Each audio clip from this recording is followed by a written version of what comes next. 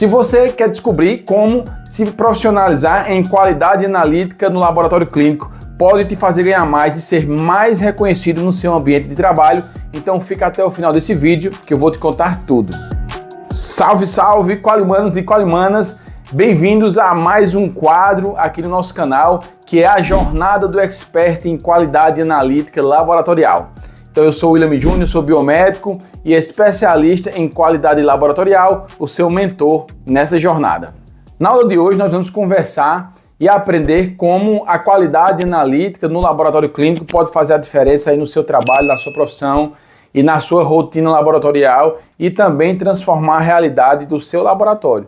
Não só a sua realidade como profissional, mas também pode mudar a realidade do seu laboratório. Então, você que atua em laboratório de análises clínicas, independente aí qual é a sua profissão, geralmente a gente tem biomédicos, farmacêuticos, bioquímicos, biólogos, técnicos em laboratório, né? Geralmente a gente tem auxiliares de laboratório também, né? Então, pessoal ligado a essas profissões que estão aí no dia a dia da rotina, tá? Então, para começar, primeiro eu queria esclarecer o seguinte: o que é qualidade analítica no laboratório, né? Muitas vezes isso aí nem está assim tão claro. Muitas pessoas confundem com controle de qualidade, outras pessoas confundem com gestão da qualidade, tá? Então vamos começar deixando muito claro que existe uma diferença, tá bom, pessoal? Gestão da qualidade, vamos lá, eu vou explicar os três para que fique clara a diferença. Gestão da qualidade é aqui no topo, ó, tá aqui no topo, gestão da qualidade, tá? Todo processo que provê qualidade dentro do laboratório é gestão da qualidade. Só que aí envolve atendimento, coleta, logística, recursos humanos, almoxarifado, biossegurança, tecnologia da informação, aí envolve o NTO, que é a análise, né, o núcleo técnico operacional e tudo mais. Só que ele é sistêmico, ele abrange todo o laboratório.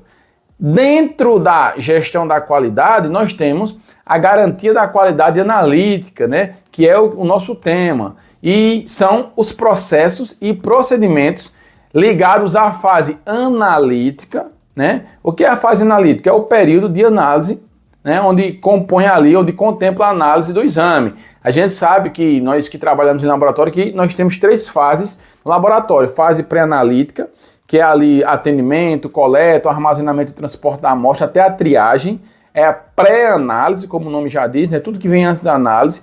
Aí a amostra chegou no setor pronta para ser analisada. Aí nós temos aí a fase analítica. E aí tem todos os processos que contemplam essa fase.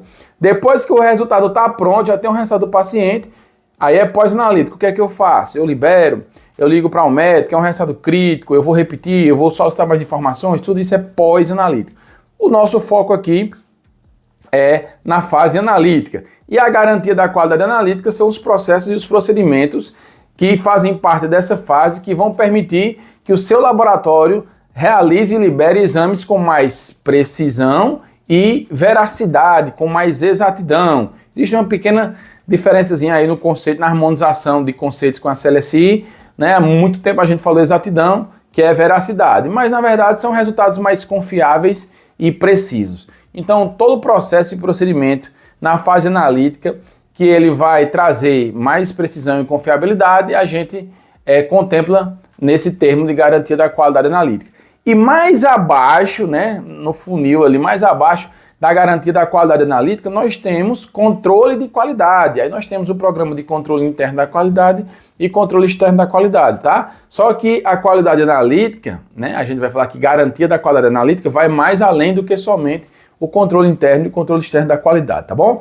E eu anotei alguns tópicos aqui, tá? Para que eu não esqueça de trazer para vocês nessa aula, que vão trazer essa visão, como que aprender, né, implantar e se profissionalizar em qualidade analítica pode fazer você ganhar mais, ser melhor reconhecido e ter mais oportunidades no seu laboratório e fora dele também, no mercado do trabalho, de uma forma geral, beleza?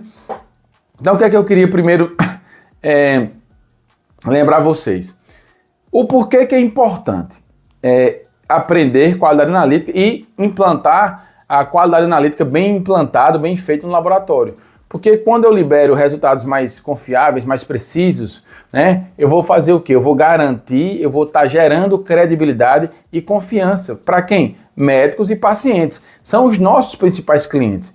né? O cliente porta, que é o paciente, ele é importantíssimo, e o médico importantíssimo, porque ele confiando no seu laboratório, ele vai gerar mais demanda para o seu laboratório, né? Então, muitas coisas fidelizam médico e paciente, a gente sabe, né? Um bom atendimento é fantástico, fideliza o paciente, um resultado liberado com agilidade, fideliza demais o paciente, que hoje em dia todo mundo nessa corrida, todo mundo quer tudo rápido, né? Uma boa estrutura, um local confortável, tecnologia, tudo isso, tá? Mas nada fideliza mais o médico, principalmente, e o paciente, do que bons resultados, do que resultados assertivos, né? Com a veracidade ali, com a exatidão assertiva e resultados precisos, tá? Então, por isso que a gente precisa entender isso daí, beleza? Então, pessoal, vamos iniciar em alguns tópicos aqui que eu notei para trazer para vocês, tá? Primeiro eu queria explicar para vocês os 5 principais processos de forma mais macro assim, que estão contemplados aí na garantia da qualidade analítica, tá bom? O primeiro processo é controle interno da qualidade, exatamente, que aí é bem conhecido da gente, é o programa de controle interno da qualidade, que vai abranger ali os exames quantitativos, os exames qualitativos e os exames semi-quantitativos. O controle interno da qualidade tem uma função, né, de monitorar e garantir a precisão dos meus resultados. Então, supomos que você tem um exame lá, o TSH, né, e ele é um controle interno quantitativo, então você vai aprender a monitorar ele diariamente para saber se ele está tendo uma tendência, ou se ele está variando ok, ou se ele está ali uma tendência positiva, uma tendência negativa, como você vai fazer para quebrar essa tendência e manter ele sempre ali numa precisão aceitável, sem variar muito, tá? Diariamente, né? Da mesma forma, a gente tem os controles qualitativos ali, né? Que vão entrar em classes, reagente, não reagente, positivo, negativo, e os semi-quantitativos, que vão ser títulos, né? 1 para 2, 1 para 4, 1 para 8, 1 para 16, ou até mesmo, dá um exemplo aqui, o sumário de urina, às vezes a gente libera os resultados assim, ausentes, raros, alguns, numerosos, incontáveis. Isso aí também é semi-quantitativo. Cruzes, lá no bar, na pesquisa de bar da hanseníase, 1 cruz, 2 cruzes, 3 cruzes, 4 cruzes, tudo isso são parâmetros semi-quantitativos, né? Beleza?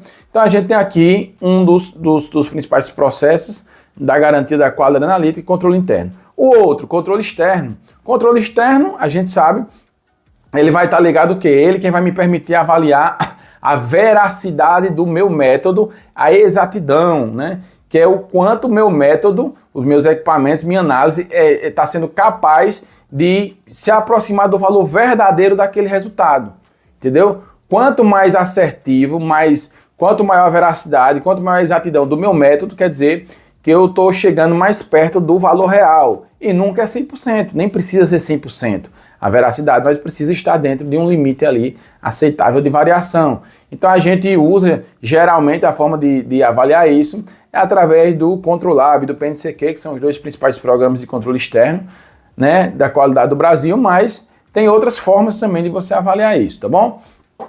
Outro processo importantíssimo, pessoal, é a análise dos erros analíticos, que esse aqui é menos conhecido, a gente vê menos as pessoas falarem disso, que é como eu monitoro a minha variação, o meu erro aleatório, né? Que é como eu monitoro o meu erro sistemático, o meu erro total, para saber se aquele meu método, aquele ensaio ali, ele está variando, né? O erro aleatório dele está maior do que o permitido, para saber se o erro sistemático, né?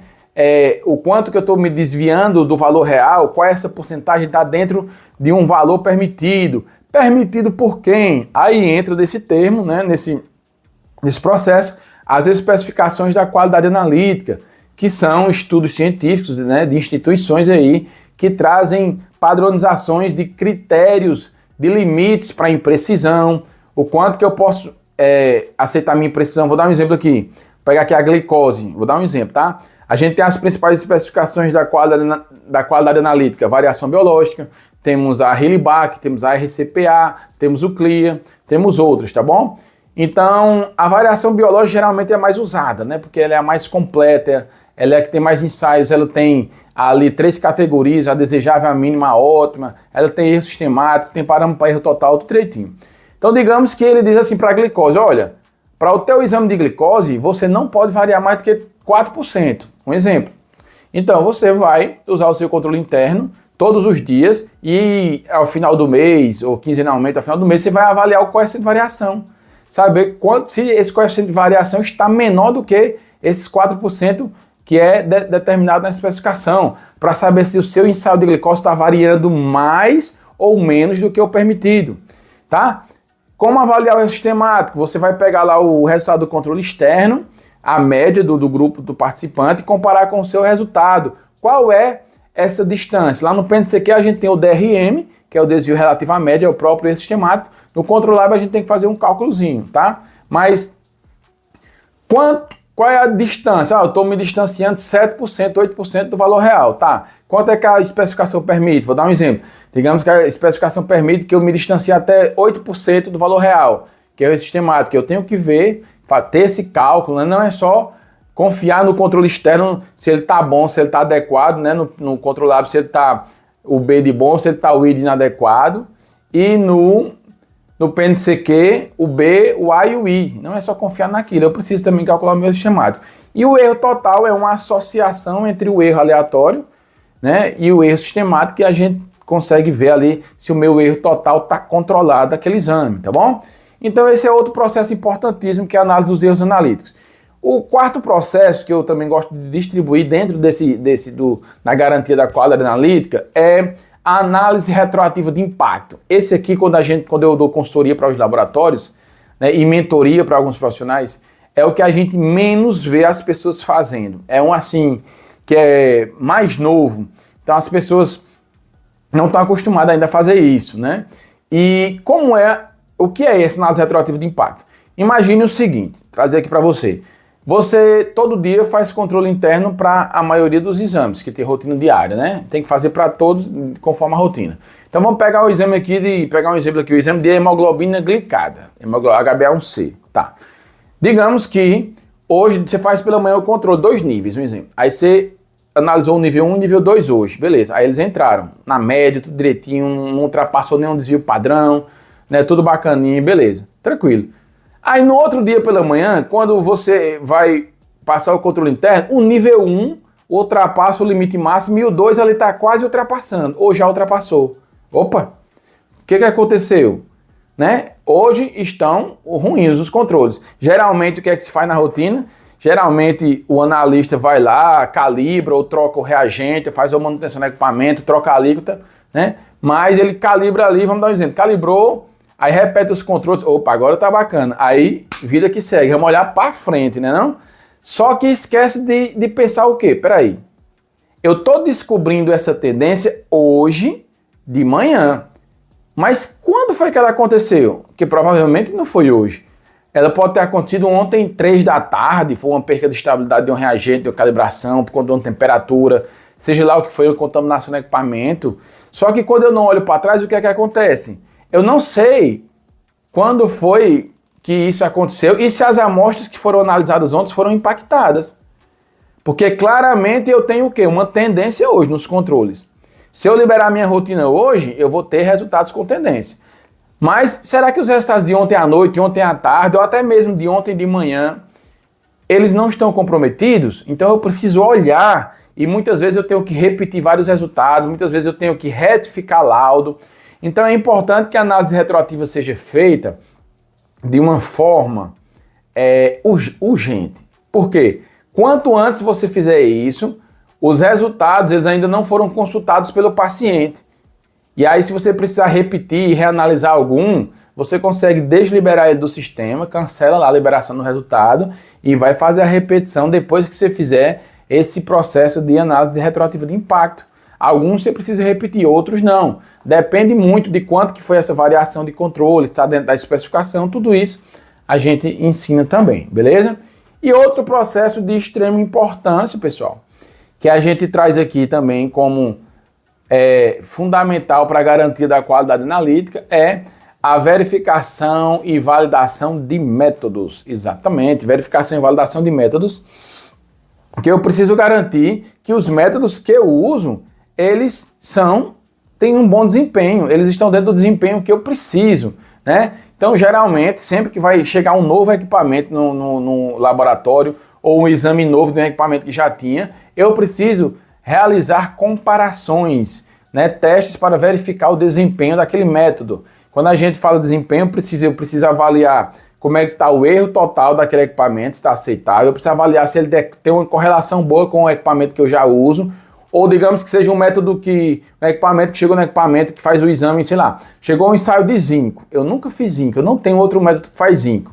Então eu faço o quê? Tenho que comparar com laboratório de apoio. Então eu tenho que saber se ele tem um erro total aceitável, eu tenho que saber se ele tem uma boa correlação e tenho que saber como é que está a variação desse método, a imprecisão desse ensaio. Então, geralmente, quando chega, a gente faz esses testes, né? Geralmente, a gente compara 20 resultados com o método já validado, verificado. Existe uma pequena diferença, pessoal, entre verificação e validação, mas não é essa aula que eu vou explicar essa diferença. Mas a gente faz esses testes para avaliar se esses parâmetros aí tudo direitinho, beleza? Então, pessoal, e tem um outro processo, mas eu não vou... É um outro processo que ele é como se fosse o que tem de mais avançado em garantia da qualidade analítica, né, que é Six Sigma, exatamente, que a gente consegue aplicar o Six Sigma, né, e quando a gente aplica o Six Sigma, a gente traz redução de custo aí, a gente consegue muitas vezes evitar repetições de controles que são desnecessárias, porque ele vai dizer como é que está o desempenho do meu método, e quando eu tenho um bom desempenho do meu método, um bom Sigma, né, Sigmas acima de 5, de 6, eu nem preciso estar olhando assim todas as regras de Westcott. Só que aí a gente já entra em regra de Westcott, de gráfico de Levi-Jennings, que também fazem parte do controle interno, tá? Só que o Six Sigma pega controle interno e vai pegar controle externo também. Mas a gente vai ver isso daí também mais à frente. Então, eu fiz o que agora? Eu dei uma pincelada sobre os principais processos da qualidade analítica, tá bom? E aí, pessoal, o que é que acontece? Quando a gente entende sobre esses processos aqui, a gente reduz custos para o laboratório, a gente melhora a eficiência dos procedimentos. E aí, eu vou fazer uma pergunta para você. Veja só, eu tenho certeza que você conhece alguns especialistas em hematologia, talvez vários. Especialistas em microbiologia, aquelas pessoas que amam micro, né? Não tem? E que sabem as bactérias, fungo, tudo, cheiro, sabe tudo de cabeça, porque são bons naquilo, pessoas que são muito bons de bioquímica, né, imunologia, biomol, enfim. Agora eu te pergunto, quantas pessoas você conhece que são especialistas e experts em qualidade analítica, né, em qualidade analítica laboratorial? É muito raro, o mercado está precisando disso, pessoal, o mercado está precisando de pessoas com esse conhecimento. E o que é que acontece quando você é a pessoa que começa a implantar isso no laboratório? Você começa a se destacar. Exatamente. Sabe por quê? Todo mundo está focado em fazer muito bem feito o seu setor. O hematologista está focado em liberar um bom hemograma, exames de coagulação. O pessoal da bioquímica está focado em interpretar bem os resultados, fazer boas correlações, minimizar interferentes, né? O pessoal lá da micro está focado em fazer a identificação assertiva de uma bactéria, de um fungo, em fazer as provas direitinho, tá? E o especialista, a pessoa da qualidade analítica, ela está focada em melhorar os processos de todos esses outros profissionais, de todos os outros setores. Então ele começa a melhorar as ferramentas de controle na hemato, na coagulação, na uranálise, na bioquímica, na parasito, na biologia molecular, na micro, na imunologia, na sorologia, nos hormônios. Ele começa a criar ferramentas e a melhorar tudo. E eu vou lhe dizer, meu amigo, se você já está nessa área, ou se você de alguma certa forma já está fazendo algo de qualidade analítica laboratorial, você sabe que no começo é um pouquinho chato, né? Você se torna aquele quali chato, né? Porque você vai pegar pessoas ali que tem o quê? Pessoas ali que tem 15 anos, 10 anos, 20 anos ou mais, 5 anos, que fazem daquela forma, aquela rotina. O nome já diz rotina, né? Repetição, que faz aquele processo daquele mesmo jeito. Tem uma pessoa lá que faz a lâmina daquele mesmo jeito há 1000 anos, que nota lá da mesma forma. Tem pessoas que analisam um controle interno da qualidade do mesmo jeito há 1000 anos. Tem pessoas que fazem um semeio numa micra da mesma forma. E aí vai chegar você, né, para melhorar, para mudar um pouco aquilo dali, porque você está entendendo que existe uma possibilidade de falha. Então você vai começar a criar processos para monitorar, para melhorar, e às vezes você vai ter que dizer assim, olha, coraçãozinho de Jesus, deixa eu dizer um negócio para você, agora a gente precisa fazer esse processo aqui de outra forma, porque dessa forma não está totalmente seguro. Ou então você vai dizer, olha, agora a gente precisa começar a registrar esses dados aqui do lote e da validade desse controle e monitorar semanalmente. Olha, agora a gente precisa fazer mais esse controle interno. E a pessoa vai dizer, mas por que eu sempre fiz assim? Então, no começo, você incomoda um pouquinho, vai ter uma resistência, é normal. É com qualquer um, tá bom? Mas você, o cara da qualidade, quem é de qualidade, seja qualidade analítica ou gestão da qualidade, analista, supervisor, ele precisa ser um cara, como é que eu digo aqui, diplomático, né? Político, porque ele precisa saber conversar com todos, saber mediar ali, né, nem conflitos, mas saber mediar ali mudanças, entendeu? Saber conscientizar a pessoa, por que a gente precisa mudar, fazer aquilo a mais ali, né? E aí o que é que acontece? No começo você encontra resistência, mas depois, quando a pessoa para de errar naquilo, quando a pessoa consegue detectar um erro, antes de liberar um resultado por conta de uma ferramenta que você implantou, né? As pessoas começam a dizer, rapaz, aquilo que o quali chato lá, que fulano implantou, realmente é bom. Se eu não tivesse monitorando aquilo, eu ia liberar resultado errado. Se eu não tivesse liberando aquilo, eu ia liberar um resultado com tendência. Se eu não tivesse fazendo aquilo, eu estava repetindo algo desnecessariamente. Então, opa, aquilo é bom. Logo, logo, meu amigo, isso daí chega no ouvido da gestão, do seu gestor direto, ou do diretor do laboratório, ou do proprietário, né? Você é um cara que está preocupado com algo que as pessoas não estavam muito preocupadas. Cada um estava focando na sua área, mas você agora não. Você agora começa a olhar com mais critério para outras áreas e começa a trazer melhoria. E essa melhoria reflete em quê? O colaborador se sente mais seguro, o analista, porque tem um processo ali diferente que vai alertar ele se tiver algo saindo do padrão, né? Então ele vai se sentindo mais seguro. Pensar que não, deixa eu fazer uma pergunta. Hoje aí no seu laboratório, se você tiver uma dúvida muito específica de qualidade analítica, né? Seja lá de algum desses processos que a gente viu aqui, você tem alguém para tirar essa dúvida? Alguém que vai te dar uma resposta realmente... uma resposta concisa, alguém que tenha certeza nisso, né? Caso a sua resposta seja não, provavelmente o seu laboratório você tem uma grande oportunidade aí no seu laboratório, que é de se desenvolver e ser essa pessoa. É aprender qualidade analítica e começar a se destacar no seu laboratório, entendeu? Então, eu vou falar um negócio aqui para vocês. Eu tenho vários alunos. Deixa eu falar de três aqui. Eu tenho uma aluna que ela me disse assim, ela fez um nosso curso, um curso que a gente tem, que a WJ Quali tem, tá? E que eu vou mostrar para vocês também, vai vir muita novidade por aí, mas um curso de excelência em qualidade analítica, tá bom? E depois fez uma mentoria comigo de 2 horas. Depois de bem 20 dias, ela disse, eu acho que mais do que isso, na verdade, mais de um mês, ela me disse assim, professor, foi tão bom aquela mentoria que a gente fez, aquele curso. Você acredita que criaram um cargo para mim? Hoje eu sou supervisora da qualidade, nem tinha esse cargo.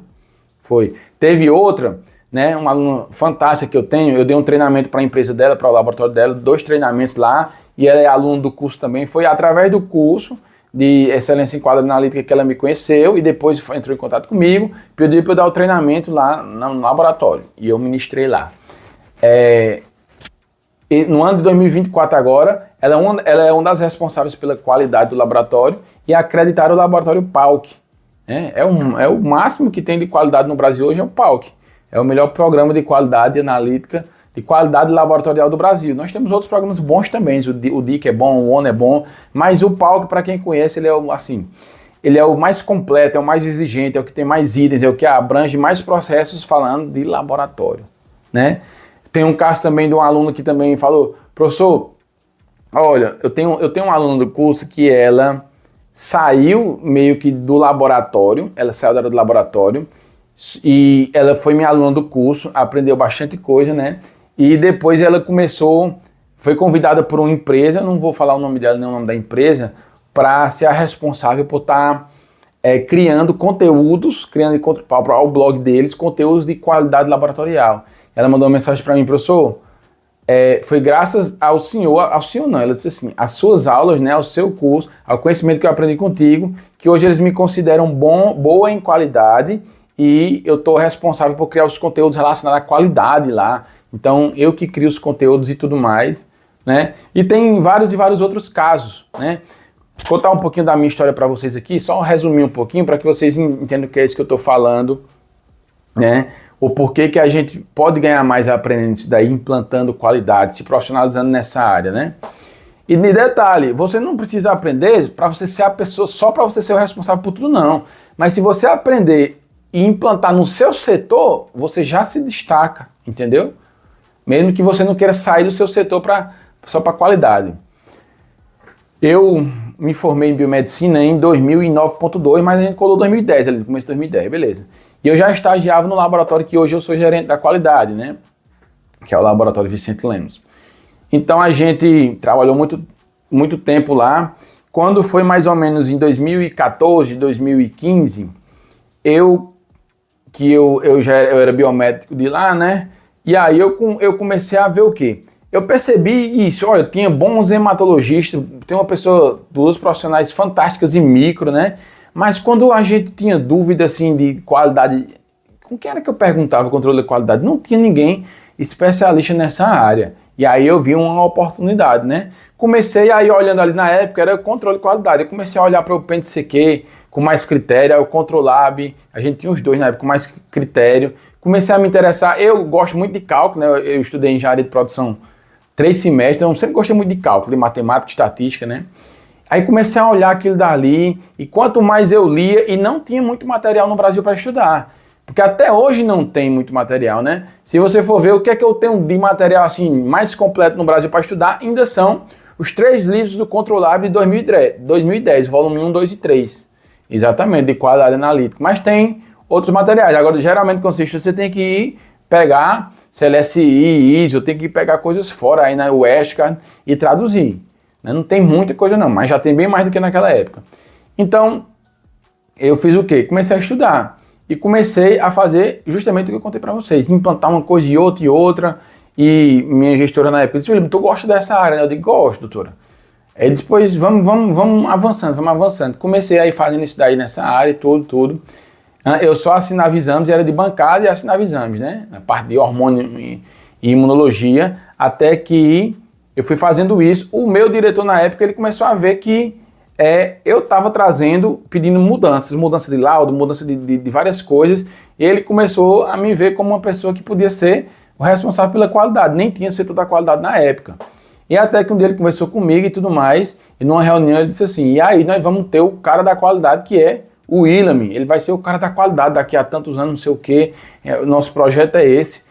E depois daquela conversa mesmo, questão de 2 meses, eu já estava inscrito em um MBA. Fiz uma especialização em gestão da qualidade em Fortaleza. Eu digo: eu vou estudar isso aqui. Eu preciso aprender isso daqui. O que eu achei que tinha de acesso era isso. Eu tinha que fazer as provas lá. Era online, mas eu ia fazer as provas lá, assim, no começo ainda, né? E fiz. E não tinha ninguém com especialidade nessa área. E comecei a estudar e implantando mais coisas, até quando foi em 2015, que a gente começou, 2014 para 2015, começamos a falar em acreditação, buscar acreditação. 2015, eu fiz o primeiro curso de auditor interno lá no Maranhão, no Laboratório Gaspar Viana. A gente fez o curso de auditor interno na norma PAL, que era a norma 2013 ainda, a versão 2013. E aí eu voltei de lá, assim, em tempo de correr doido. Se você já passou por isso, você sabe o que é isso. Quando você volta, você nunca teve contato com a norma de acreditação. Aí o seu laboratório não tem um ciclo da qualidade, não tem quase nada implantado de qualidade, só o básico mesmo, né?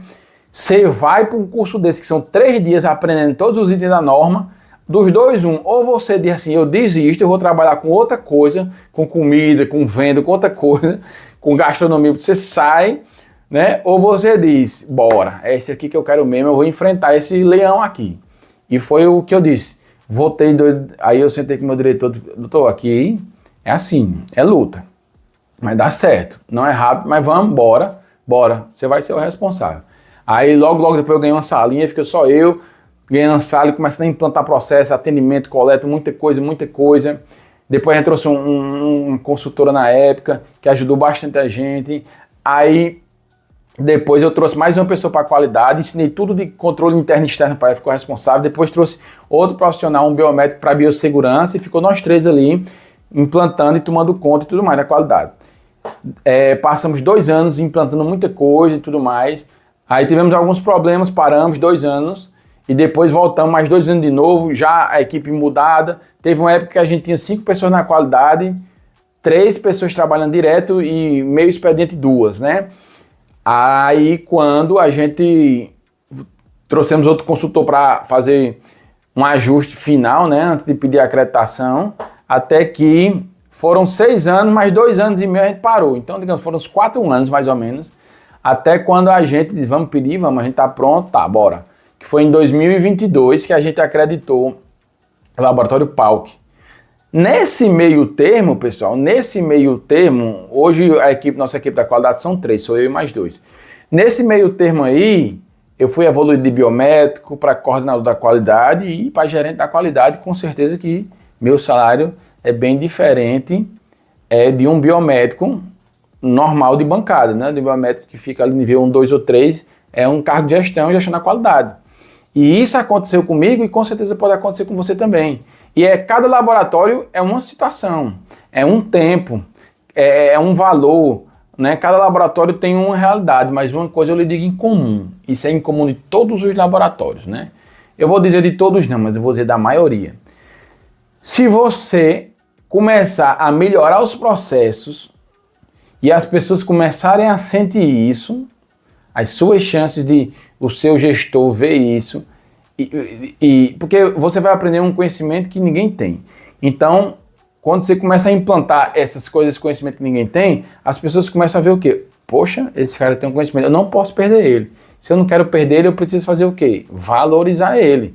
E lógico, não se valoriza só com dinheiro, não. Né? É um laboratório que tem uma boa perspectiva de crescimento, né? Que tem um bom clima organizacional, pessoal que lhe trata bem, né? Tudo isso é importante, mas o reconhecimento financeiro é importantíssimo também, todos nós sabemos. Então, pessoal, se você entra nessa saga aí, né, pode ter certeza que suas chances de entrar no mercado de trabalho, se você não está ainda, mas se você já atua, suas chances de ganhar mais e até ser visto por outras empresas fora do laboratório, se destacar no mercado de trabalho, não só no seu laboratório, pode ter certeza que vão aumentar demais, tá? Então tudo depende muito da sua decisão, do que você quer fazer. Tem gente que diz, não, isso não é para mim não, mas na verdade nem sabe o que é isso que não é para mim. Nem teve contato, né? Aquele negócio, como diz assim, eu não gosto de comer isso não. Você já provou? Eu disse, nunca. Não gosta porque olhou e acha que não gosta, né? Então isso é importante, né? A gente se permitir entender o que é isso, conhecer o que é isso. Beleza, pessoal? Se você ainda não segue o nosso canal, ativa o sininho aí para ficar ligado para mais vídeos, tá? Curte esse vídeo aqui, compartilha ele com algum colega da área se você acredita que ele faz sentido para você. E fica ligado no nosso canal, porque vai vir muita novidade por aí, beleza? Então, estamos aí, pessoal. Qualquer dúvida, qualquer comentário, pode deixar aqui, entre em contato com a gente que nós vamos ter o maior prazer em ajudar. Valeu, abraço.